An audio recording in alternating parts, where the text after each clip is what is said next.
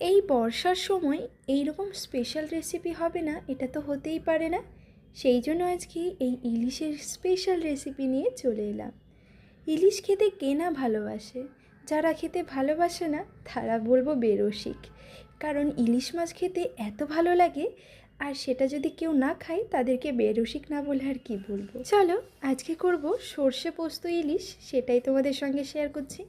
প্রথমে নিয়েছি এখানে 4টে ইলিশ মাছের টুকরো। এখানে প্রথমে নুন, পরিমাণ মতো হলুদ আর কিছুটা সর্ষের তেল দিয়ে ভালো করে মেখে কিছুক্ষণ রেখে দিচ্ছি।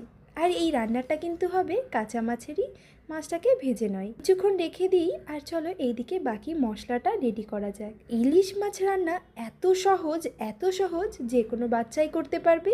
আর এর থেকে সহজ পদ্ধতিতে রান্না হতেই পারে না।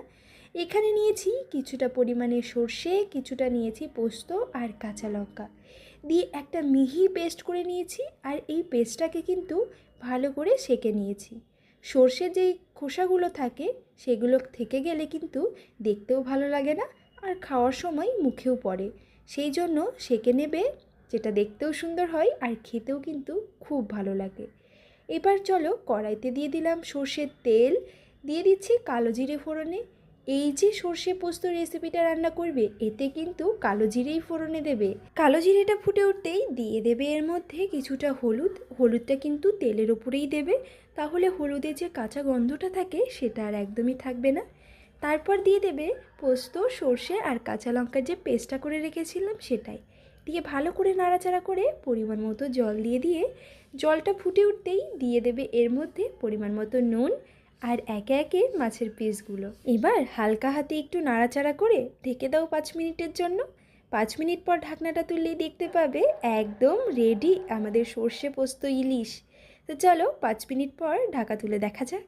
5 মিনিট পর আমি ঢাকা তুলে তোমাদেরকে দেখাচ্ছি। দেখো এর ঝোলটাও শুকিয়ে এসেছে আর কতটা ঠিক হয়ে এসেছে, আর মাছগুলোও কিন্তু খুব সুন্দর সেদ্ধ হয়ে গেছে।